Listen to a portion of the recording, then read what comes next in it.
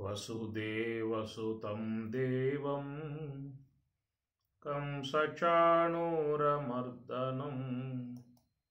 దేవకీ పరమానందం కృష్ణం వందే జగద్గురుం కృష్ణం వందే జగద్గురుం.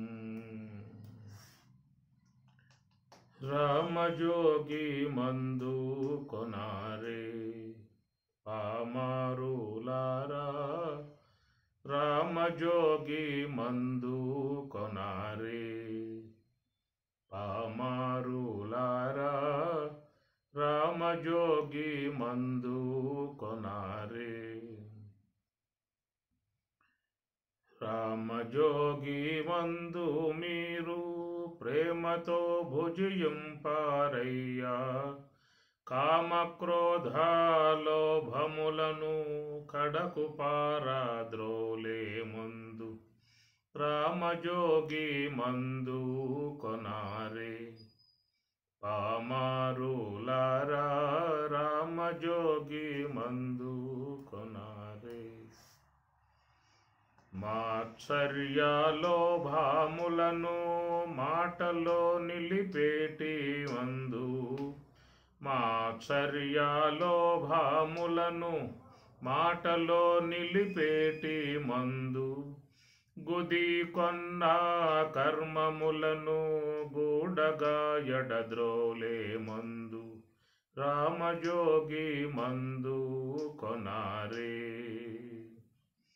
కాటుక కొండల వంటి కర్మముల నెడబాపే మందు, కాటుక కొండల వంటి కర్మముల నెడబాపే మందు, సాటిలేని భాగవతులు స్మరణ చేసి తలచే మందు, రామజోగి మందు కొనారే పామారులారా, రామజోగి మందు కొనారే.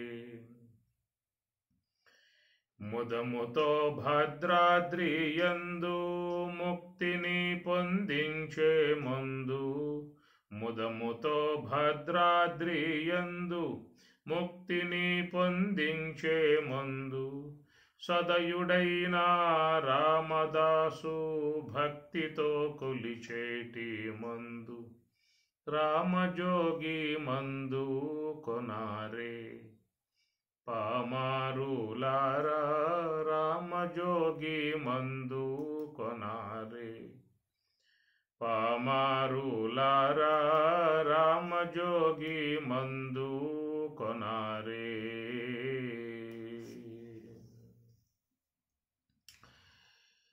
ఈశావాస్యోపనిషత్తు తదే జతి తన్నై జతి తద్దూరే తద్వదంతికే, తదంతరస్య సర్వస్య తదు సర్వస్యాస్య బాహ్యతః, యస్తు సర్వాణి భూతాని ఆత్మన్యేవానుపశ్యతి, సర్వభూతేషు చాత్మానం తతో న విజుగుప్సతే. యస్మిన్ సర్వాణి భూతాని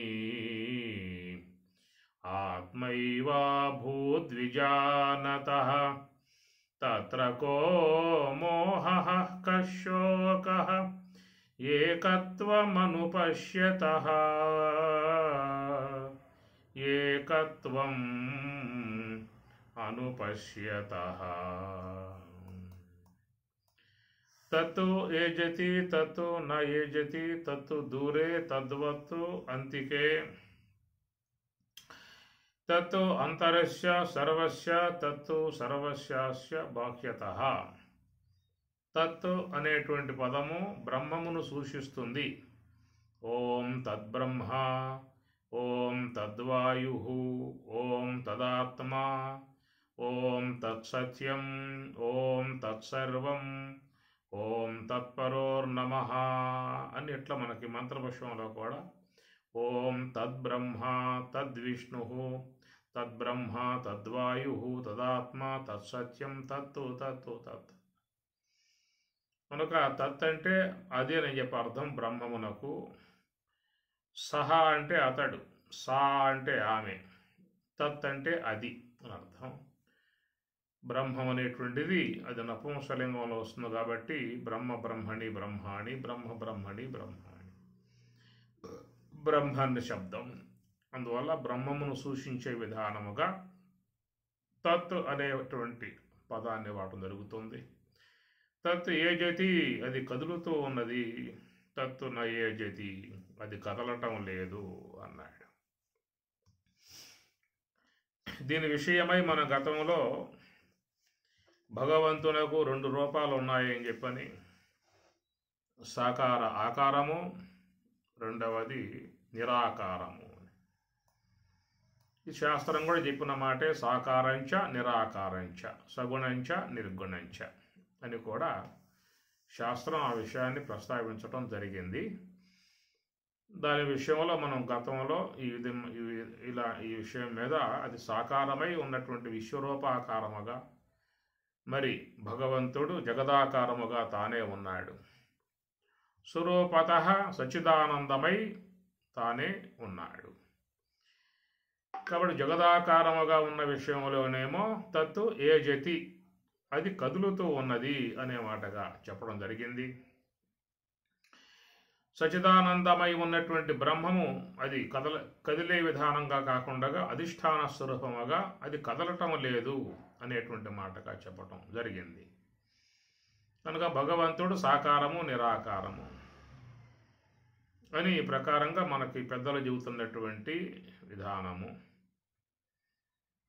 మరి అవతార విధానంగా కూడా ఆ యొక్క భగవంతుడే ఈ లోకంలోకి సాకార ఆకారముగా వస్తున్నటువంటి విషయముగా మన భగవద్గీత బోధిస్తూ ఉన్నది. అజోపి సన్నవ్యయాత్మా భూతానాం ఈశ్వరః అపి సన్ ప్రకృతిం స్వాం అధిష్ఠాయ సంభవామి ఆత్మమాయయా. అజహ అపి అన్నాడు. అజహ అంటే పుట్టుక లేనివాడను, నాకు జన్మలనేటువంటివి లేవు అన్నాడు. అజహ నేను పుట్టుక లేనివాడను. అజహ అపి పుట్టుక లేనివాడనై ఉన్నప్పటికీ కూడా అని అర్థం. భూతానాం ఈశ్వరః అపి సన్ సమస్త భూతములకు అధినాయకుడును అయి ఉన్నప్పటికీ కూడా మరి ఈ లోకంలోకి నేను వస్తున్నాను. ప్రకృతిం స్వాం అధిష్ఠాయ నా యొక్క స్వకీయమై ఉన్నటువంటి ప్రకృతిని ఆధారంగా చేసుకుని సంభవామి ఆత్మమాయయా ఇన్ని ప్రకారముగా సంభవామి లోకంలోకి వస్తూ ఉన్నాను. నేను కూడా దేహం ధరించి ఈ లోక వ్యవహారములో పాల్గొంటూ ఉన్నాను.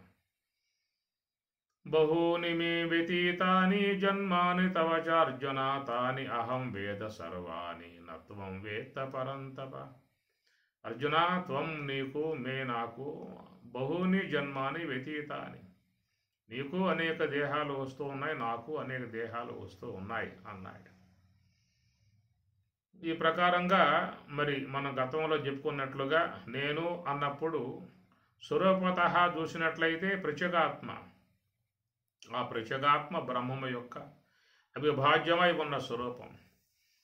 ప్రత్యేగాత్మగా ఉన్నటువంటి యొక్క నేను కదలటం లేదు, నయే జతి కదిలేవాణ్ణి గాను. కానీ ఆ నేనే ఈ నామరూపాత్మకమై ఉన్నటువంటి దేహముతో తాదాత్మ్యమును చెందాను కాబట్టి నేను కదిలేటువంటి వాడుగా ఉన్నాననే విషయాన్ని మనం గతంలో ఈ త్వంపద విషయంలో చెప్పుకోవడం జరిగింది. ఎందుకంటే ప్రత్యక్షంగా ఉన్నటువంటి యొక్క అంశాన్ని చూసినప్పుడే మనకు పరోక్షముగా ఉన్నటువంటి విషయం గోచరించే అవకాశం ఉన్నది. అందువల్ల భగవద్ విషయంలో సాకారత్వాన్ని చాలామంది అంగీకరించారు. బ్రహ్మ సమాజం లాంటి వాళ్ళు నిరాకారత్వమును మాత్రమే అంగీకరించే విధానం ఉంటుంది. కానీ ఇక్కడ చూసినట్లయితే తత్తు అనే పదముతో తత్తు ఏజతి ఆ బ్రహ్మమే కదులుతూ ఉన్నది, తత్తు ఆ బ్రహ్మము నా ఏజతి కదలటం లేదు. మరి ఈ ప్రకారంగా చెప్పినప్పుడు కేవలం బ్రహ్మం అనేటువంటి కదిలేటువంటిది కాదు అనేటువంటి విషయముగా స్పష్టతగా శాస్త్ర విషయాలలో ఉన్నప్పుడు మరి తత్ అనే పదం వాడి అది కదులుతున్నది అని చెప్పి ఎందుకు చెప్పాల్సి వచ్చింది ఇక్కడ? శృతిమాత మరి ఈ విషయాన్ని ప్రస్తావిస్తూ ఉంది కాబట్టి మనం దాన్ని గమనించి చూసినట్లయితే సాకారముగా ఆయనే, నిరాకారముగా ఆయనే అనే విధానములో సాకారముగా నీవు, నిరాకారముగా నీవు, సాకారముగా అహంకారము, సాకారముగా అహం నేను, నిరాకారముగా అహం నేను, అందరం కూడా ఇట్లాగే ఉన్నాం. అందరి యొక్క స్వరూపము సాకారమై ఉన్నది, నిరాకారమై ఉన్నది. ఈ ప్రకారంగా మరి భగవద్ విషయం చూసినట్లయితే ఆయన కూడా మరి అజహ ఆపి నాకు పుట్టుకయే లేదు. బ్రహ్మానికి పుట్టుక ఏముంటుంది?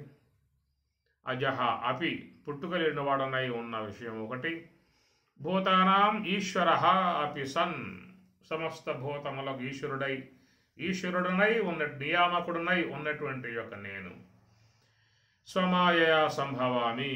మరి ఈ ప్రకారంగా నా యొక్క మాయను ఆసరాగా చేసుకుని సంభవామి, ఈ లోకములో ఒక సాకార ఆకారం కలిగిన విధానముగా వ్యవహరిస్తూ ఉన్నాను అని అర్థం. కనుక స్వమాయయ సంభవామి అని చెప్పని ఆయన చెప్పినటువంటి మాట. అది మనం చెప్పాల్సి వస్తే స్వ అవిద్యయా సంభవామి.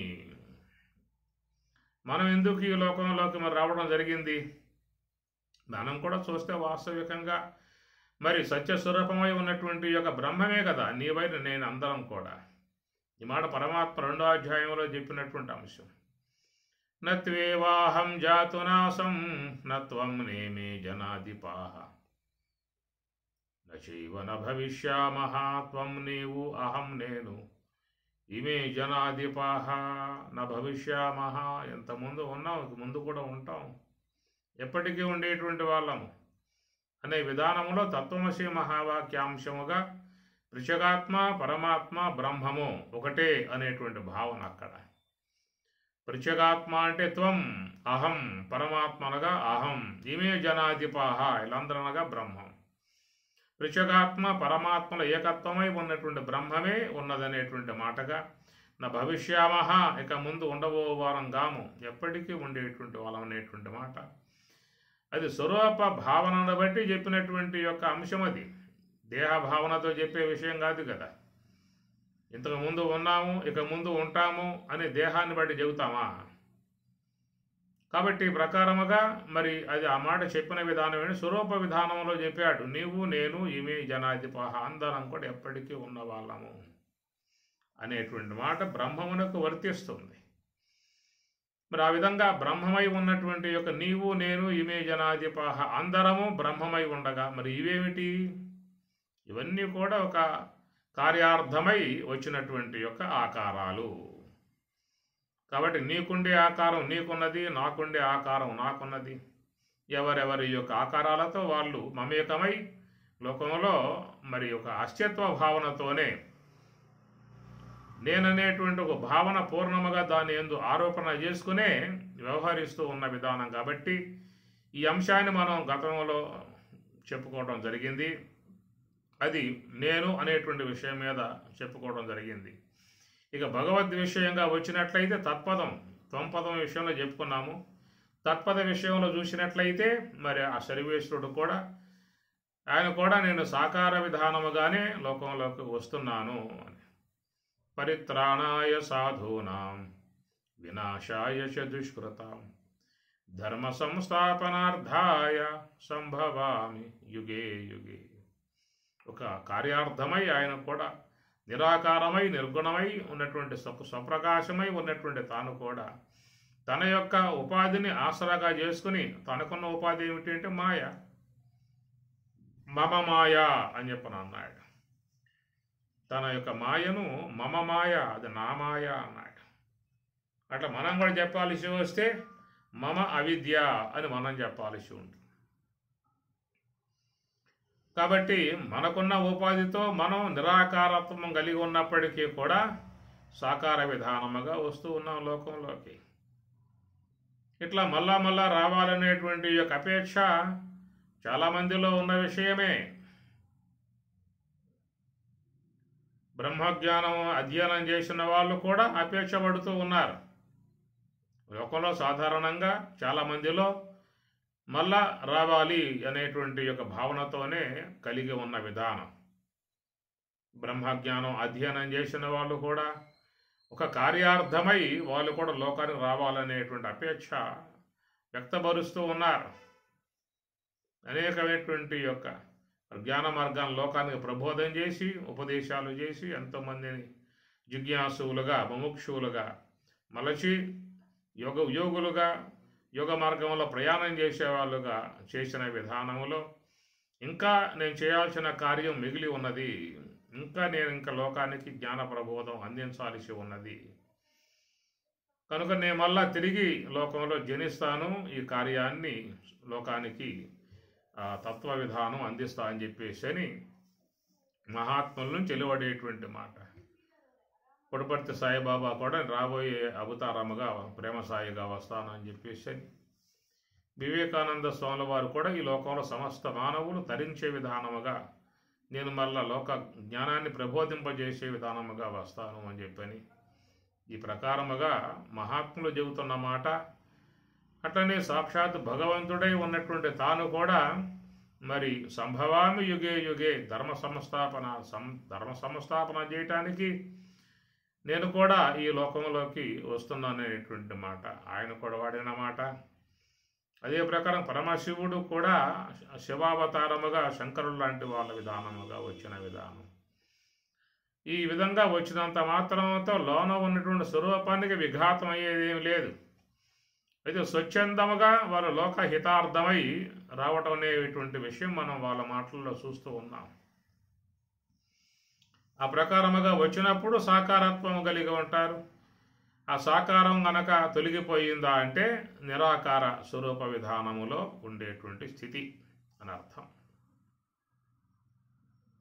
ఇట్లా సాకారంచ నిరాకారంచ సగుణంచ నిర్గుణంచ అన్నటువంటి వేదవాక్యం అనుసరించి ఇక్కడ తత్ ఏజతి తత్ నయేజతి అనేటువంటి విధానముగా అంటే ఆ భగవంతుడు మరి సాకార విధానముగా అవతరిస్తూ ఉన్నటువంటిది. అరయ పుత్ర కామేష్టి అందు పరమాన్నమున పరగ జనియించిన పరబ్రహ్మము అని అన్నమాచార్యుల వారు అవతరించినటువంటి యొక్క రాముడు సాక్షాత్ పరబ్రహ్మము అన్నాడు. శుద్ధ బ్రహ్మము పరబ్రహ్మమే ఈ మానవాకారముగా వచ్చినటువంటి విధానం.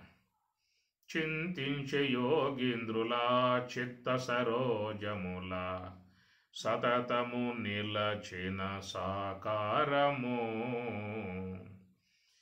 ఆ విధంగా మరి ఆ భగవంతుడు సమాయయ సంభవామి అనే విధానంగా రావటం కారణంగా ఆయన వచ్చిన కార్యం ధర్మ సంస్థాపన అనేటువంటి విషయముగా కాగా భక్తుల హృదయములో అది ఉపాసనా విగ్రహం అయ్యింది. చివరికి చింతించే యోగీంద్రుల చిత్త సరోజముల సతతము నిలచిన సాకారము. ఉపాసనకు యోగ్యమైనటువంటి విధానముగా మరి అట్టి ఆ యొక్క సాకారమై ఉన్నటువంటి రూపాన్ని వాళ్ళు నిశ్చలముగా దాన్ని స్మరిస్తూ జపిస్తూ మనస్సుని నిశ్చలపరిచేటువంటి విధానముగా వాళ్ళు చేసుకుంటూ ఉన్నారు. ఎందుకంటే మనస్సును నిలపడానికి నిరాకార నిర్గుణ పరబ్రహ్మ తత్వాన్ని మనస్సులో నిలపడానికి అవకాశం లేదు.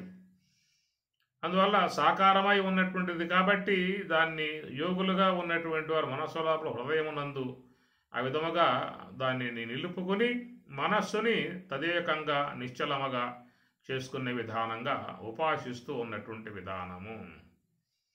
వేద వేదాంతములందు విజ్ఞాన శాస్త్రములందు పాదుకొన బలికేటి పరమార్థము. బుధితో శ్రీ వెంకటాద్రి వంశయుజయనగరాన ఆదికి అనాది అయిన అర్చావతారము. భక్తులుగా ఉన్నటువంటి వారికి ఇది అర్చావతారము అన్నారు. అర్చ అంటే పూజించుకునే విధానముగా సామాన్యులుగా ఉన్నటువంటి వారు కేవలం భక్తి భావన కలిగి ఉన్నటువంటి వారు, వారికి మనస్సును ఓదార్పు చేసుకోవటానికి మంచిగా ఎదురుగా పెట్టుకుని ఆరాధించుకోవటానికి యోగ్యముగా ఉన్న విధానం అయింది ఆ స్వామివారి యొక్క అవతారము. ఆయన అవతార విశేషము ధర్మ సంస్థాపన అన్నాడు. అలాంటి యొక్క వచ్చినటువంటి యొక్క ఆకారం భక్తులకు ఉపాసనాత్మకము, యోగులకు ఉపాసనాత్మకమైంది, భక్తులకు సాకార విధానములో అర్చన అంశముగా అయిందన్నమాట. కాబట్టి ప్రకారముగా మరి ఉపాసించేటువంటి వారికి, అర్చించుకునేటువంటి వారికి ఒక సాకార ఆకారం లేని పక్షంగా ఉన్నట్లయితే వారు మరి దైవ భావన ఎలా చేయగలిగే అవకాశం ఏర్పడుతుంది? ప్రాథమిక స్థాయిలో మానవులకు భక్తి భావన పెంపొందింపజేసుకోవాలని చెప్పన్నట్లయితే వారికి సాకారం అనేటువంటిది ఎంతో ఆవశ్యకత కలిగి ఉన్నది. తత్వ జిజ్ఞాస కలిగి తత్వశాస్త్రాధ్యయనం చేసి మరి ఆ తత్వ విధానములో నిరాకార నిర్గుణ పరబ్రహ్మ తత్వాన్ని అధ్యయనం చేసినటువంటి వారు, గురువు ద్వారా ఉపదేశాన్ని పొందినటువంటి వారు మనస్సు నిశ్చలపరిచి నిర్గుణ మార్గములో, నిరాకార మార్గములో ప్రయాణం చేసే విధానం వెళ్ళిపోతున్నారు వాళ్ళు. వాళ్ళకి మంచి ఒక చక్కటి సాత్వికము, చక్కటి సంస్కారము ఇవన్నీ ఉన్నాయి కాబట్టి వాళ్ళకు తోడై మరి వాళ్ళు ఎలాంటి ఇబ్బందులు లేకుండా ప్రయాణం చేస్తున్నటువంటిది. అలాంటి యొక్క జిజ్ఞాసులై ఉన్నటువంటి ముముక్షువులకు యోగులు యథేచ్ఛగా వెళ్ళిపోయే మార్గముగా అందరికీ అలాంటి సౌలభ్యం ఉండదు.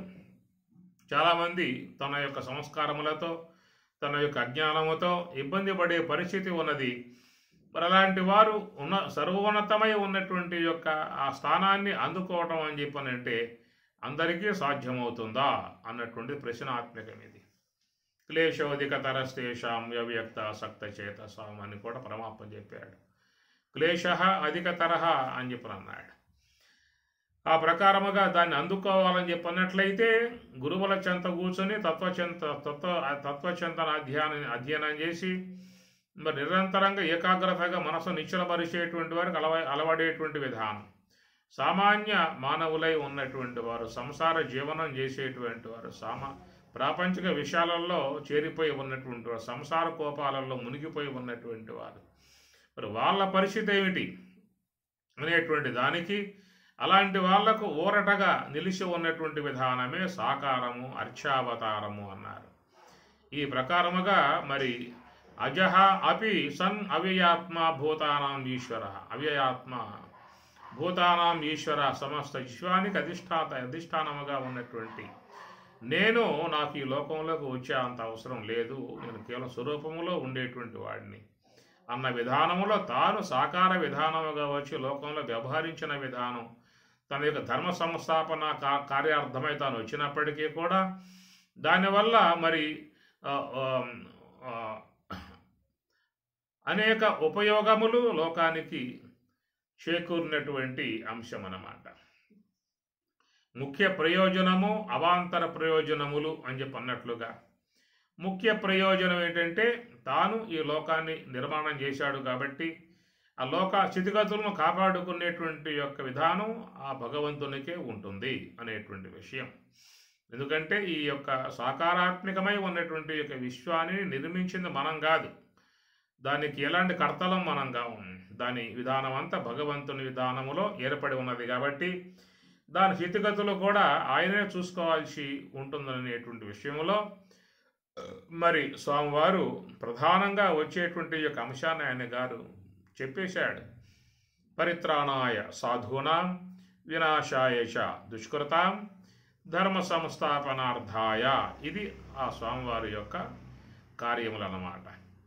దాని నిమిత్తముగా ముఖ్య ఉద్దేశముగా రాగా అది ముఖ్య ప్రయోజనమై ఉండగా అవాంతర ప్రయోజనాలు ఏమిటని చెప్పనంటే సామాన్యులై ఉన్నటువంటి వారు, అజ్ఞానములో మునిగి ఉన్నటువంటి వారు, విషయాలకు లోబడి ఉన్నటువంటి వారు, అనేక సమస్యలతో, బాధలతో, దుఃఖాలతో అలమటించేటువంటి వారు మనసులను ఊరట పరచి ఒక భక్తి భావన పెంపొందింపజేయబడి వాళ్ళలో మంచి సంస్కారము, మంచి ఆచరణాత్మక వ్యక్తిత్వపు సంబంధ మార్పులు రావటానికి ఒక భక్తి అనేది చాలా ఉపకరించేటువంటి యొక్క అంశం. భక్తి అనేది మానవునిలో మానవతా విలువలను పెంపొందింపజేస్తాయి, మనిషిని మంచి మార్పు నడిపింపజేస్తాయి. భగవంతుడు ఉన్నాడనేటువంటి ఒక భావనతో భయభ్రాంతులకు గురై మరి మంచి మార్గంలో పోవటానికి అతని యొక్క జీవితాన్ని మలుసుకునే అవకాశం కూడా ఏర్పడుతుంది. ఇవన్నీ కూడా లోకంలో మానవులకు ఏర్పడేటువంటి అవాంతర ప్రయోజనాలు. స్వామి చెప్పింది ఏంటంటే ముఖ్య ప్రయోజనము పరిత్రాణాయ సాధూనాం వినాశాశ దుష్కృతాం ధర్మ సంస్థాపనార్థాయ సంభవామి వస్తూ ఉన్నాను. కాబట్టి ఈ ప్రకారంగా ఇది ముఖ్య ప్రయోజనం ఆయనకై ఉండగా లోకంలో ఉన్నటువంటి యొక్క మానవులకు ఆ స్వామి యొక్క రూపాలని కొనియాడటము, ఆయన్ని కీర్తించటము, ఆయన రూపాన్ని దర్శించుకోవటము, ఆయన జపించుకోవటము, ఇవన్నీ కూడా సామాన్య మానవులకై ఉన్నటువంటి వాళ్ళు కలిగేటువంటి అవాంతర ప్రయోజనములు అంటారు. ఉదాహరణకు ఒక మామిడి చెట్టు మీకు వాకిట్లో నువ్వు నాటుతావు, దాన్ని కంచె కడతావు, పాదు చేస్తావు, ఎరువేస్తావు, నీళ్లు పోస్తావు, కర్ర కడతావు, సాపీగా పోయిట్లుగా ఎన్నో ప్రయత్నాలు చేస్తావు. ఇన్నింటి యొక్క చేసేటువంటి శ్రమలకు ముఖ్య ప్రయోజనం ఏంటంటే దాని ద్వారా కలిగేటువంటి ఫలములు. ఆ ఫలములు భుజించటానికి నువ్వు చేస్తున్నటువంటి ఈ సేవలన్నీ కూడా అట్లాగా ముఖ్య ప్రయోజనముగా ఆశించిన విధానం అట్లా ఉండగా దాని ద్వారా ఏర్పడేటువంటి అవాంతర ప్రయోజనాలు ఏమిటని చెప్పానంటే ఆ చెట్టు బాగా ఏపుగా పెరిగినప్పుడు అది ఆ యొక్క మరి ఋతుకాలం వచ్చినప్పుడు పుష్పించి చక్కగా పిందెలు, కాయలు, ఫలములుగా అందించే విధానముగా ఉన్నటువంటిది ముఖ్య ప్రయోజనమైతే, మనం కోరకుండగా వచ్చేటువంటి ప్రయోజనాలు అవాంతర ప్రయోజనాలు. చల్లటి గాలి ఏర్పడుతుంది, చక్కగా నీడ పట్టున మనం విశ్రమించవచ్చు. మరి ఏదన్నా పండుగలు వస్తే ఆ ఆకులు తుంచుకొని తోరణాలుగా కట్టుకోవచ్చు, శుభదాయకంగా గృహాన్ని మలుచుకోవచ్చు. ఇంకేదన్నా లావు కొమ్మలు ఉంటే అవి కొట్టేసి కూడా ద్వారబంధాలుగా, కిటికీలుగా, ఫర్నిచర్లుగా చేసుకోవచ్చు. అనేక ప్రయోజనాలు అన్నమాట. ఇది అవాంతర ప్రయోజనాలు అని చెప్పని అంటారు. ముఖ్య ప్రయోజనం ఫలముల మీద ఉన్నటువంటి అపేక్ష. మనం కోరకుండగా వచ్చేటువంటి యొక్క ఆక్సిజన్, చల్లటి ప్రాణశక్తి, ప్రాణగాలి దాని ద్వారా పీల్చుకుంటూ ఉన్నాం, చల్లటి గాలి సేకరిస్తూ ఉన్నాం, చల్లటి చెట్టు నీడన విశ్రమిస్తూ, ఇలాంటివన్నీ కూడా అవాంతర ప్రయోజనాలు అని చెప్పని. అట్లా భగవంతుడు నిరాకారమై నిర్గుణమై ఉన్నటువంటి యొక్క తాను, ఈ మాటలు మీకు భగవద్గీతలో స్పష్టంగా వచ్చాయి. చాతుర్వర్ణ్యం మయా సృష్టం గుణకర్మ విభాగశః తస్య కర్తారం అపిమాం విద్ధి అకర్తారం అవ్యయం అని అంటాడు. తస్య కర్తారం, నేను చేసేవాడుగా ఉన్నా కానీ, విద్ధి అకర్తారం, నేనేమి చేసేవాడిని కాదు, నేను శుద్ధ బ్రహ్మము అని చెప్పుకున్నాడు ఆయన గారు. నేను కేవలం శుద్ధ బ్రహ్మం అని చెప్పుకున్నాడు. అహం బ్రహ్మ అనేటువంటి బ్రహ్మణోహ ప్రతిష్టాహం, నేను బ్రహ్మమును అని చెప్పన్నాడు. కాబట్టి ఆ బ్రహ్మమై ఉన్నటువంటి తాను ఒక సాకార విధానముగా వచ్చిన అంశము, అట్లనే ప్రత్యేగాత్మగా ఉన్నటువంటి యొక్క నేను ఒక సాకారాకారముగా వచ్చిన విధానము. ఈ రెండు పక్షాలలో చూసినట్లయితే మరి ఈ సాకారంచ నిరాకారంచ అనేది గోచరిస్తూ ఉన్నది. అది పరమాత్మ యందు గోచరిస్తున్నది, ఇటు ప్రత్యేగాత్మ యందు గోచరిస్తూ ఉన్నది. ఈ ప్రత్యేగాత్మ పరమాత్మల ఏకత్వమై ఉన్నటువంటి స్వరూపమే బ్రహ్మము. కనుక అట్టి ఆ బ్రహ్మము ఎట్లా ఉందాయా అంటే తత్తు ఏజతి అన్నాడు. కనుక త్వంపద వాచ్యార్థముగా తత్ ఏజతి, అట్లనే తత్పద వాచ్యార్థముగా తత్తు ఏజతి, చెలించేదిగా ఉందనేటువంటి యొక్క విషయము. స్వరూపత చూసినట్లయితే తత్తు నయేజతి, అది కదిలే విధానం కాదు. నా వాస్తవిక స్వరూపం చూసినట్లయితే నేను కదిలేవాడిని గాను. దాన్నే కూటస్థ అన్నారు. కూటేన నిశ్చలత్వేన తిష్టతీతి కూటస్థ, అది ప్రత్యేగాత్మ యొక్క విధానం, కూటస్థ విధానము అన్నారు. అది పరమాత్మ యందైతే పరబ్రహ్మ విధానము అన్నారు. ఇది ఎప్పుడు వస్తుంది ఈ కూటస్థ విధానము అని చెప్పనంటే, మనం మరి నివృత్తి మార్గాన్ని అవలంబించినప్పుడు, ఆ నివృత్తి విధానంలో ప్రయాణం చేసినప్పుడు, మరి యోగ సమాధి అనబడేటువంటి ఒక స్థితికి మనం చేరుకున్నప్పుడు, అక్కడ మన యొక్క వాస్తవిక స్వరూపం శుద్ధంగా స్పష్టముగా తెలియబడుతుంది. కూటస్థ స్థితి అన్నాడు. జ్ఞాన విజ్ఞాన తృప్తాత్మా కూటస్థ విజిత ఇంద్రియ అని కూడా స్వామివారు చెప్పిన మాట. అది జ్ఞాన విజ్ఞానములు కలిగి ఉన్నటువంటి వారికి మాత్రమే ప్రాప్తించే విధానం కూటస్థ. జ్ఞాన విజ్ఞాన తృప్తాత్మ కూటస్థ విజిత ఇంద్రియ. విజిత సమస్త ఇంద్రియాలను జయించి ఉండుట అనేటువంటిది, ఈ విధముగా ఉన్నటువంటి ఒక స్థితి అనేటువంటిది ఏర్పడుతుంది. అది సాధనా బలముతో ఏర్పడేది. ఏషా బ్రాహ్మీ స్థితి పార్థ, అదొక స్థితి ఉన్నది. అక్కడికి పోవాలని చెప్పనంటే మనం చాలా కొంత ప్రయాస తీసుకుని ప్రయాణం చేయాల్సి ఉంటుంది. అది త్వంపదములో చేరి ఉన్నటువంటి అంశము. అదే తత్పదములో కూడా అలాంటి శ్రమ అనేది ఉంటుందా అని చెప్పనంటే ఆయనకు ఉండదు. ఆయన శుద్ధోపాధి గలవాడు కాబట్టి ఆయన ఇలాంటి స్వరూప స్థితిని చేరుకోవటానికి ఆయనకి ఎలాంటి శ్రమ అనేది ఉండదు. ఒక రకంగా చూసినట్లయితే ఆయన స్వరూప స్థితి యందు ఉండే తన కార్యములన్నిటినీ కూడా చక్కదిద్దుకుంటున్నటువంటి విధానము. శుద్ధ సాత్వికమై ఉన్న ఉపాధితో చేరి ఉన్నటువంటి ఆయన కాబట్టి లోక హితార్థమై ఆయన సాకారమూర్తిగా లోక వ్యవహార విధానంగా వచ్చినప్పటికీ ఆయన తన యొక్క స్వరూపములో ఉండిపోయేటువంటి విధానము ఆయనకి ఇబ్బందికర పరిస్థితి కాదు. కారణం ఏంటంటే ఆయన ఉపాధి శుద్ధోపాధి. అయితే మన విషయంలో చూసినట్లయితే త్వంపద వాచ్యార్థ విషయంగా చూసినట్లయితే ఇక్కడ తన యొక్క స్వరూప స్థితిని కలిగి ఉండే విధానంగా చూసినట్లయితే కొంత ప్రయాసతో చేరి ఉండేటువంటి విధానము. అయితే ఈ ప్రక్క దేహం యొక్క భావన పొంది ఉన్నంత మాత్రముతో ఎవరూ కూడా ప్రత్యేగాత్మత్వపు స్థితిని వీడిపోయింది లేదు. ప్రత్యేగాత్మ స్వరూపులయ్యే మరి సాకార విధానములో వ్యవహారం చేస్తూ ఉన్నారు. అట్లా పరమాత్మ స్వరూపము అయ్యుండే ఆయన సాకార విధానములో వ్యవహారం చేస్తూ ఉన్న విధానం కాబట్టి ఇటు త్వంపద వాచ్యార్థముగా అటు తత్పద వాచ్యార్థముగా ఉన్న విషయము, త్వంపద లక్ష్యార్థము తత్పద లక్ష్యార్థం చూసినట్లయితే త్వంపద లక్ష్యార్థం ప్రత్యేగాత్మ, తత్పద లక్ష్యార్థం పరమాత్మ. ప్రత్యేగాత్మ పరమాత్మల ఏకత్వమే బ్రహ్మము. అది సమసత్తాత్వముగా ఉన్న విషయం. ఈ సమసత్తాత్వముగా ఉన్నటువంటి ప్రత్యేగాత్మ పరమాత్మల ఏకత్వమై ఉన్నటువంటి బ్రహ్మమే తత్తు నయేజతి. అది కదిలేదిగా లేదనేటువంటి మాట అక్కడ వర్తింపబడుతుంది. తత్తు ఏజతి, అది కదులుతున్నది అనేటువంటి విధానం చూసినట్లయితే మరి ఇక్కడ ఆ యొక్క ప్రత్యేక ఆత్మయే మరి జీవభావన పొంది ఉన్న విధానం, అక్కడ పరమాత్మయే ఈశ్వర భావన పొంది ఉన్న విధానం. ద్వావిమౌ పురుషౌ లోకే చరశ్చాక్షర ఏవ చ చర సర్వాణి భూతాని కూటస్థః అక్షరః ఉచ్యతే. అస్మిన్ లోకే ద్వాపురుషౌ, అస్మిన్ లోకే లోకములో ద్వాపురుషౌ స్థౌ ఇద్దరు పురుషులు ఉన్నారు. క్షరః అక్షరః, క్షరః అనగా జీవుడు, అక్షరః అనగా ఈశ్వరుడు. ఇరువురు ఉన్నటువంటి విధానము ఇద్దరు కూడా సాకార విధానం కలిగి ఉన్నారు.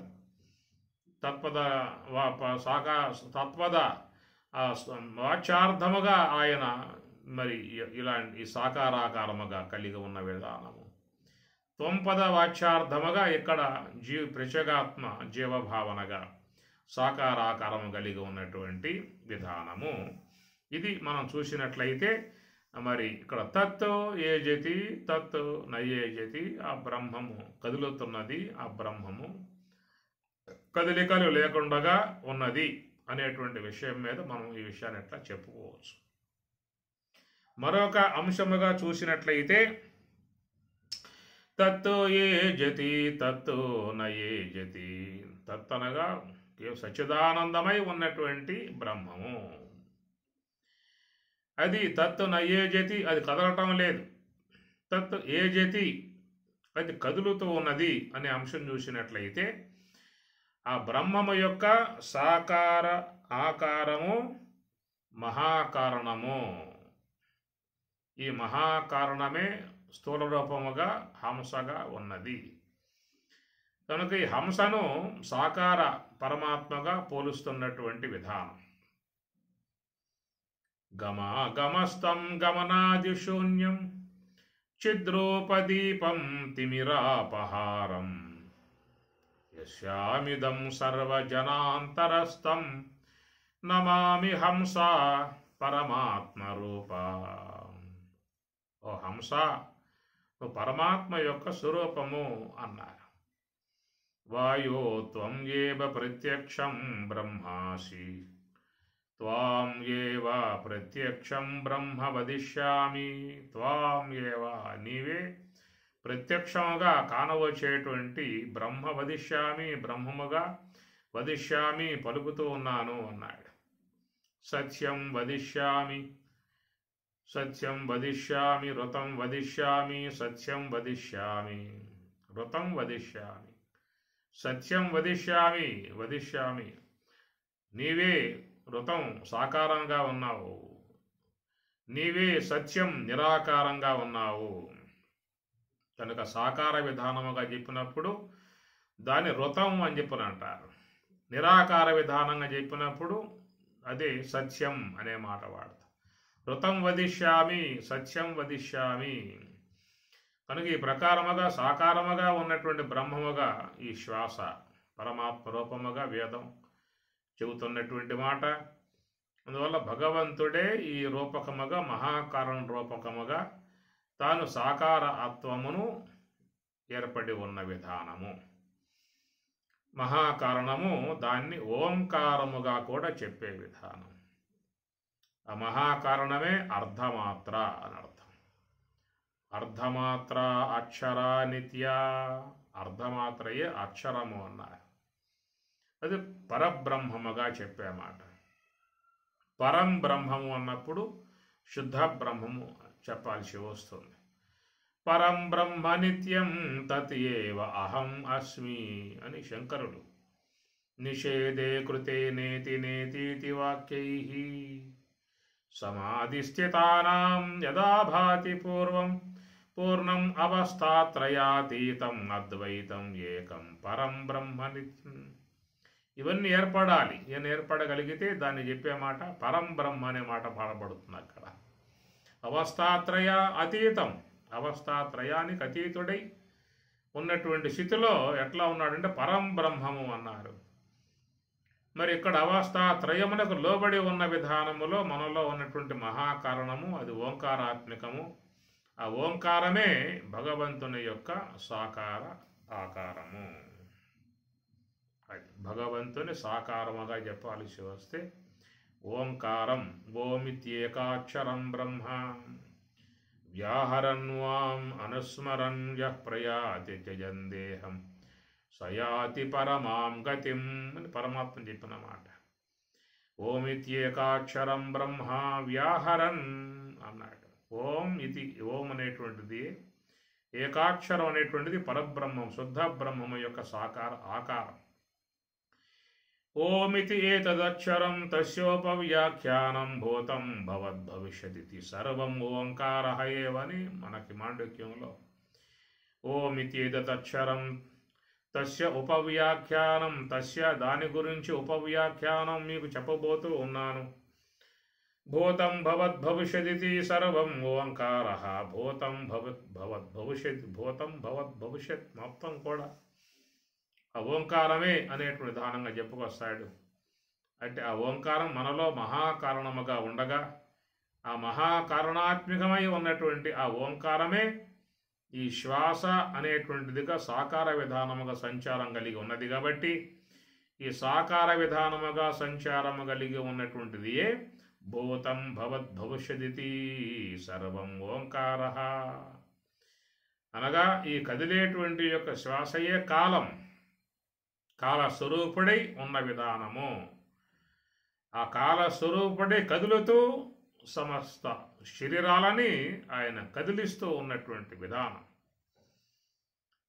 శ్వాస అనేది ఉంటేనే, మహాకారణం ఉంటేనే ఈ శరీరములలో కదలికలు ఉండే అవకాశం ఉన్నది. 20 తత్వాలుగా 25 తత్వ గోళకాలుగా ఉన్నటువంటి ఈ స్థూలదేహం కదలికలు కలిగి ఉన్నది చెప్పనంటే కదిలేటువంటి యొక్క శ్వాస ఆశ్రయములో ఉండటం కారణముగా ఈ దేహములో కదలికలు ఉన్నాయి. ఈ దేహమే కాదు, విశ్వములో ఉన్నటువంటి 84 లక్షల రకాల జీవులు ఏదైతే ఉన్నాయో అన్ని జీవుల కదలికలు ఈ శ్వాస అనేటువంటి యొక్క పరబ్రహ్మము యొక్క కాలము యొక్క ఆశ్రయములో కదిలిపోతూ ఉన్నాయి. శ్వాస లేకుండా ఏ దేహమైన కదలికలు కలిగి ఉంటుందా అని చెప్పనంటే అవకాశాలు లేవు. చిన్న చిన్న శరీరాల నుంచి పెద్ద పెద్ద శరీరాల వరకు మృగములు కానీ, మానవులు కానీ, పక్షులు కానీ, క్రిములు, కీటకములు, విశ్వములు ఎన్ని జీవులైతే దేహములుగా కలిగి ఉన్నాయో అన్ని దేహములకు మరి ఈ శ్వాస అనేటువంటి యొక్క కాలం, భూతం, భవత్, భవిష్యతి సర్వం ఓంకార, అంతా కూడా ఓంకారాత్మకమ శ్వాసగా మహాకారణముగా ఉన్నటువంటి యొక్క తాను సమస్త శరీరాలకు కదలికలకు అది మూల కారణమై ఉన్నది. సమస్త శరీరముల బ్రతుకులకు కూడా అదే కారణమై ఉన్నది. సమస్త జీవులన్నీ కూడా నిత్య కళ్యాణ విధానముగా శుభకరముగా మంగళకరముగా శరీరములు కలిగి ఉన్నాయి అని చెప్పనంటే మరి ఈ ఉన్నటువంటి యొక్క మహాకారణాత్మకముగు ఓంకారము యొక్క ఆశ్రయములో చేరి ఉన్నటువంటి విధానం కనుక సమస్త విశ్వ కదలికలు అనేటువంటివన్నీ కూడా కారణం ఈ శ్వాసగా ఉన్నటువంటి యొక్క హంస. అటనే తెలివి అనబడేటువంటి విధానముగా కూడా ఆ మహాకారణమే ఉన్నదని చెప్పేసి అని ఆ మహాకారణమునకు 2 శాఖలు అనేటువంటి విషయం మీకు రమణుడు కూడా తన యొక్క ఉపదేశ సారంలో చెప్పుకొస్తాడు. చిత్తవాయవ చిత్క్రియాయుతా శాఖయో ద్వయి శక్తి మూలక. శాఖయో ద్వయి 2 శాఖలు అన్నాడు. శక్తి మూలక, దాని మూలం ఏమిటంటే శుద్ధ బ్రహ్మమే మూలం అన్నాడు. చిత్తవాయవ, కాబట్టి చిత్తం అనేది తెలివి యొక్క భాగంలో చేరి ఉంటుంది. వాయవ అనేటువంటిది అది శ్వాస హంస యొక్క స్థానములో చేరి ఉందన్నమాట. చిత్తవాయవ చిత్క్రియాయుతా, చిత్క్రియ చిత్ స్వరూపమై ఉన్నటువంటి బ్రహ్మముతో యుత కూడి ఉన్నటువంటిది చిత్కృత ఉతాహ. చిత్క్రియ చిత్ క్రియ అన్నాడు. చిత్ అంటే స్వప్రకాశ వస్తువు బ్రహ్మం, అది ఆ బ్రహ్మము యొక్క క్రియ అన్నాడు. చిత్క్రియ యుతాహ శాఖయోద్వయి. ఈ ప్రకారం మన యొక్క దేహం 2 శాఖలు కలిగి ఉన్నాయి. ఆ శాఖలను కొమ్మలు అనగా ఆలంబనం కలిగి ఉన్న దానిని శాఖ అని చెప్పని అంటారు. ఏమిటా ఆలంబనము అంటే మరి 20 తత్వాలు కలిగి ఉన్నటువంటి స్థూల దేహానికి 19 ముఖములు కలిగి ఉన్నటువంటి సూక్ష్మదేహానికి ఈ రెండింటికి కూడా ఆ 2 ఆధారంగా ఉన్నాయి. చిత్తవాయవ, వాయువు, చిత్తమనగా తెలివనమాట. కాబట్టి దేహాన్ని శ్వాస ధరించకపోయిందా అంటే ఆ పూటతో ఆ దేహం కాస్త శిథిలమైపోతుంది. అట్లనే తెలివి అనేది కూడా సూక్ష్మదేహాన్ని ధరించకపోయిందా అంటే తనలో వ్యవహారము లోపిస్తుంది, జడమైపోతుంది. స్థూల దేహమైతేనేమో శవమవుతుంది, సూక్ష్మదేహమైతేనేమో జడమవుతుంది అని. సూక్ష్మదేహం శవమవుతుందని చెప్పడానికి వీలు లేదు. ఈ శవ విధానము సూక్ష్మదేహమునందు చెప్పే అవకాశం లేదు. ఈ శవ విధానము స్థూల దేహమునందు మాత్రమే చెప్పటం జరుగుతుంది. అందువల్ల స్థూల దేహం వ్యవహరించాలన్నా సూక్ష్మదేహం వ్యవహరించాలన్నా చిత్క్రియాయుతాహ, దాంతో చేరి ఉంటేనే అన్నాడు. కనుక ఈ ప్రకారముగా మరి మహాకారణము చిత్తు స్వప్రకాశ వస్తువు యొక్క అంశమై ఉన్నటువంటి ఏ మహాకారణం ఉన్నదో అట్టి ఆ మహాకారణం కదలికల వల్లే ఈ విశ్వములో సకల ప్రాణుల స్థూల సూక్ష్మ శరీరములు, గోళకాత్మిక స్థూల దేహములు కానీ, ఇంద్రియాత్మిక సూక్ష్మదేహములు కానీ ఇవన్నీ కూడా వ్యవహారము కలిగి ఉన్నాయి అని చెప్పనన్నట్లయితే లోన ఉన్న మహాకారణమే అటు శ్వాసగా ఇటు తెలివిగా ఉన్నటువంటి విధానము నుంచే ఈ విశ్వ జగత్తంతా కూడా కదలికలు కలిగి ఉన్నది. కాబట్టి ఈ కదలికలు అనబడేటువంటివన్నీ కూడా లోన మహాకారణము యొక్క శ్వాస తెలివి ఆ రెండింటి కదలికల కారణంగానే జగత్తులో ఒక చలన విధానం ఏర్పడింది. కాబట్టి తత్తు ఏజతి, అది చెలిస్తూ ఉన్నటువంటి విధానము. మహాకారణ విధానములో అది ఓంకారము అని చెప్పాలి. అక్కడ తత్ అనే మాట తత్ ఏజతి అంటే ఓంకారం అని. అట్టి ఆ ఓంకారమే మహాకారణ స్వరూపముగా ఉందని, అట్టి ఆ మహాకారణమే ఇటు శ్వాస స్థూలముగా శ్వాస, సూక్ష్మముగా తెలివిగా ఉండి ఈ సమస్త విశ్వములో ఉన్నటువంటి అందరి స్థూల దేహాలు, అందరి సూక్ష్మదేహాలు కదలటానికి మూల కారణమై ఉన్నటువంటిదిగా ఉన్నటువంటి ఆ మహాకారణాన్నే భూతం భవత్ భవిష్యదితి సర్వం ఓంకార. ఆ ఓంకారం అనగా మహాకారణమే. అది మరి కాలము అన్నారు. కదలికలు కలిగి ఉన్నటువంటి యొక్క కాలము, కల విక్షేపే, దాని కాలము శ్వాసయే కాలము. శ్వాస ఉంటే కాలం ఉన్నట్లు, శ్వాస ఆగిందా అంటే ఆ పూటతో కాలం తీరినట్లు. అటు కాలం తీరిపోయిందయా అంటారు. కాబట్టి ఈ ప్రకారముగా కాలుడై సమస్త శరీరాలను చక్కగా వ్యవహరింపజేసే విధానంగా ఉండటం కారణంగా ఆ మహాకారణమునే సాకార ఆకారముగా, ఆ ఓంకారమునే సాకార పరబ్రహ్మముగా ఉంది. కాబట్టి తత్తు ఏజతి తత్తు నయేజతి రెండు అంశములు కూడా ఆ బ్రహ్మమునందే ఉన్నది. అయితే మరి ఎవరైతే ఓంకారమును ఆ బ్రహ్మములో విలీనం చేస్తారో వాళ్ళు మాత్రమే తత్తు నయేజతి, కదిలే విధానం లేకుండా ఉన్నటువంటి కూటస్థ స్థితి, బ్రాహ్మీ స్థితి అన్నమాట. ఆ బ్రాహ్మీ స్థితిలో అక్కడ ఏముందయా అంటే తత్తు నయేజతి, అది కదిలేటువంటి యొక్క విధానం ఇక లేదిక. ఎక్కడ ఉన్నప్పుడు యోగ సమాధిని పొంది ఉన్నప్పుడు దాన్ని తురియ అతీతము అన్నారు. తురియము తురియ అతీతము. ఈ తురియమును సవికల్ప సమాధి అన్నారు. తురియాతీతమును నిర్వికల్ప సమాధి అన్నారు. ఈ మాటలు మనకి పతంజలి యోగ శాస్త్రంలో వస్తాయి. అట్లా సవికల్ప సమాధి, నిర్వికల్ప సమాధి, సవిశేష సమాధి, నిర్విశేష సమాధి, సబీజ సమాధి, నిర్బీజ సమాధి అనే విధానముగా రెండు. సబీజము అంటే ఈ సమస్త స్థూల సూక్ష్మదేహాలకు వ్యవహారానికి హేతువై ఉన్నటువంటి మహాకారణమే. అది బీజమాత్రముగా ఉన్నది. కాబట్టి అలాంటి మహాకారణ స్థలమునందు తురియమునందు ఉన్నటువంటి విధానము సబీజ సమాధి అన్నారు. ఎప్పుడైతే ఆ యొక్క మహాకారణం కూడా ఓంకారము కూడా బ్రహ్మములో లీనమవుతుందో ఆ బ్రహ్మములో లీనం కావటాన్ని ప్రణవాతీత స్థితి అన్నారు. దాన్నే నిర్బీజ సమాధి అని చెప్పి అన్నారు. కాబట్టి బీజమాత్రముగా వ్యవహారానికి బీజమాత్రముగా ఉన్నటువంటిది మహాకారణము. అది గనక లేకపోయిందా అంటే ఈ లోకములో ఏ యొక్క శరీరమునికి కూడా కదలికలు ఉండే అవకాశం లేదు. కాబట్టి ఈ ప్రకారముగా అట్టి ఆ భగవంతుడే ఓంకారాత్మకముగా తత్ ఏజతి, కదిలేవాడుగా కదిలించేవాడుగా ఉన్నాడు. తురియ అతీత విధానంగా చూసినట్లయితే అక్కడ మరి తత్ నయేజతి, కదిలే విధానం లేనటువంటి విధానం. అలాంటి ఆ కదిలే విధానం లేకుండా ఉన్నటువంటి శుద్ధ బ్రహ్మముగా ఉన్నటువంటి స్థితికి ఏనాడు మనం చేరటం జరుగుతుంది? ఈ కదిలే భాగములోనే ఉంటామా? తత్ నయేజతి, కదలని భాగములో ఉండగలిగే విధానం అనేటువంటిది ఏనాడు వచ్చే అవకాశం ఉన్నది? ఇది ప్రశ్నాత్మకం. కదిలికలు కలిగి ఉన్నటువంటి యొక్క భాగమునందే మనం మన యొక్క ప్రయాణం, మన జీవన విధానం, మన వ్యవహారం మొత్తం ఇక్కడే సాగిపోతూ ఉన్నది.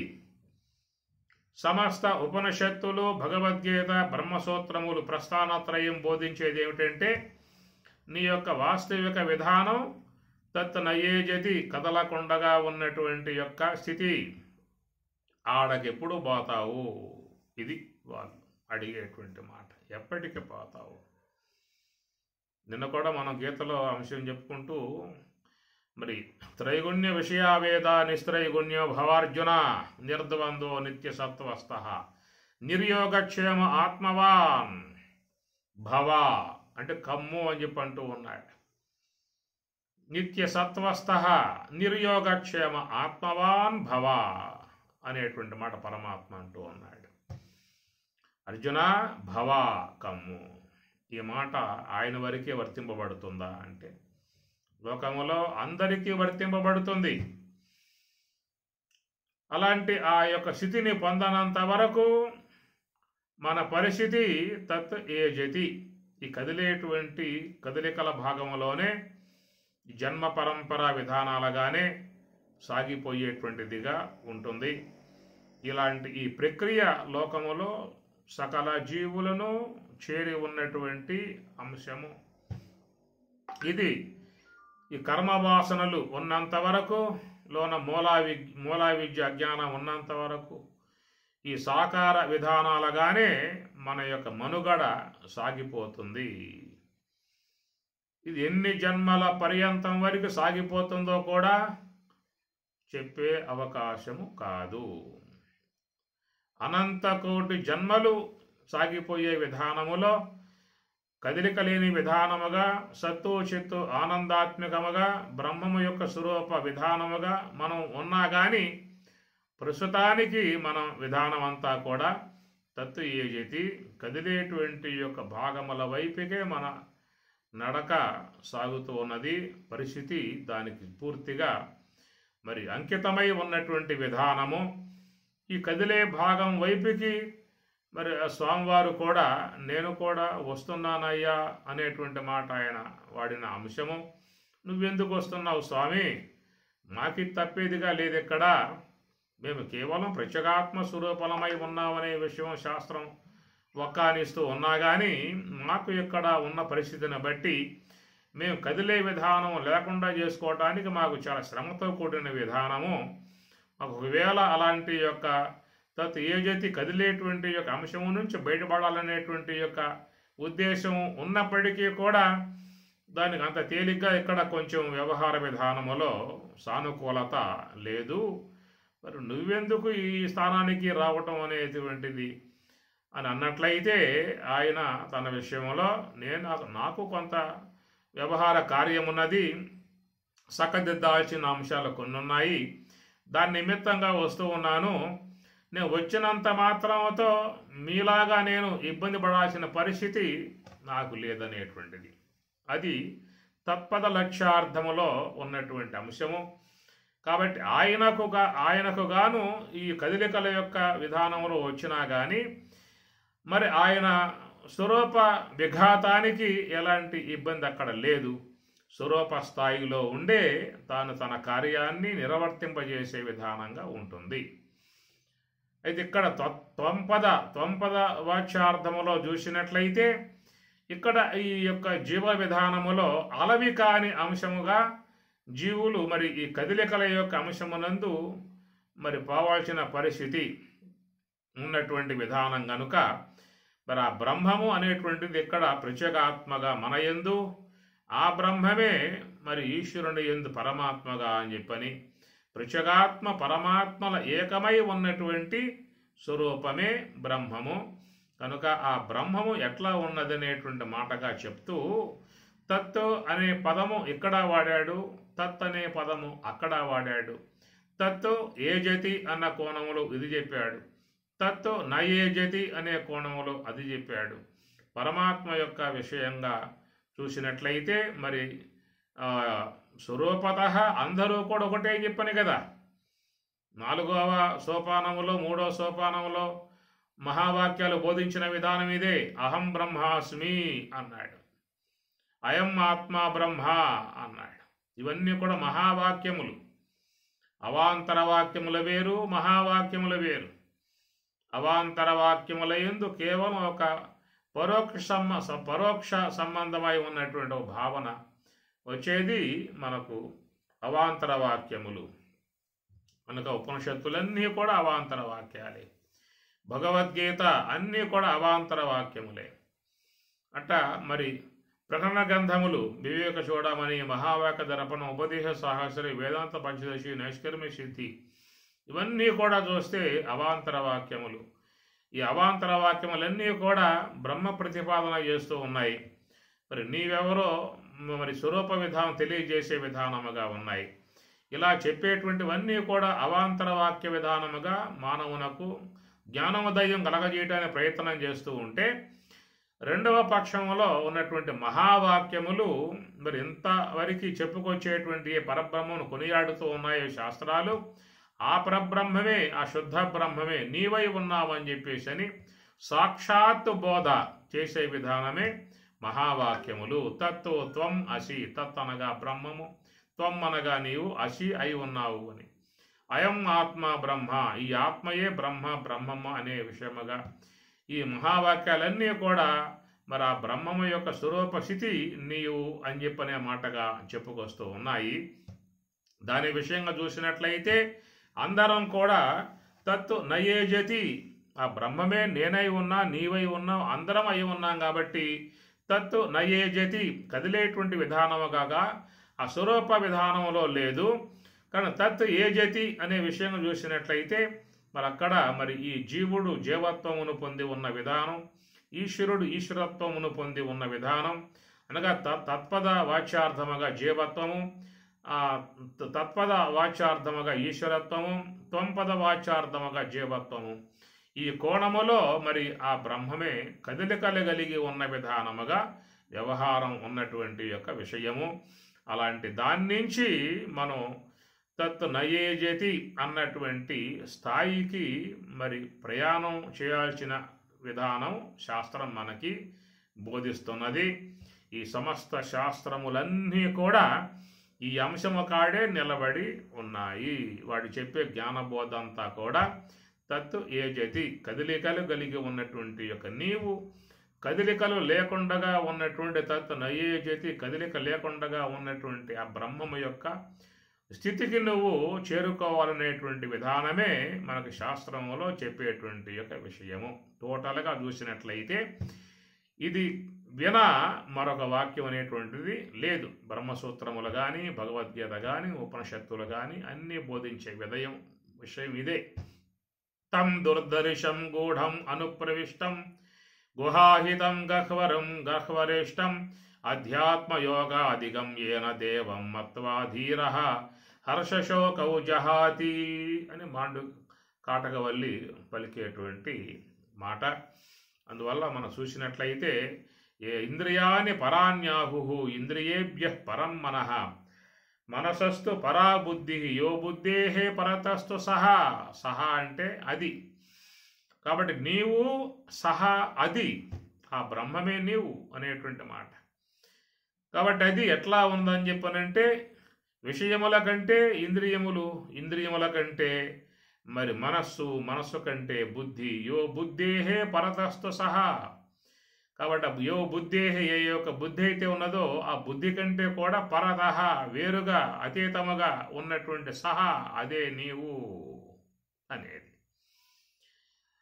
అలాగా ఉన్నటువంటి యొక్క నీవు ఎట్లా ఉన్నావు అంటే ఈ 19 ముఖాలుగా ఉన్న సూక్ష్మ దేహముతో చేరిపోయి ఇక్కడ కదిలికలు కలిగి ఉన్నటువంటి యొక్క శబల బ్రహ్మముగా, కదిలే బ్రహ్మముగా ఉన్నటువంటి నీవు, దాని నుంచి నువ్వు నీ ప్రయాణాన్ని కొనసాగించుకోవాలి. కాబట్టి ఇక్కడ మంత్ర విషయం కూడా తత్తు ఏజతి అన్న మాట ఇక్కడ చెప్పటం జరిగిందన్నమాట, గమనించాల్సిన అంశము. దానికి ముందు చెప్పినటువంటి మంత్రములో అనేజత్తు అనేటువంటి మాట ముందు చెప్పాడు. అక్కడ అనేజత్తు అది కదిలిక లేదు అనే మాట పైన మంత్రం మీరు చూసుకోండి, 4వ మంత్రంలో అనేజత్తు అది కదలదు, ఏకం అది ఏకమై ఉన్నది.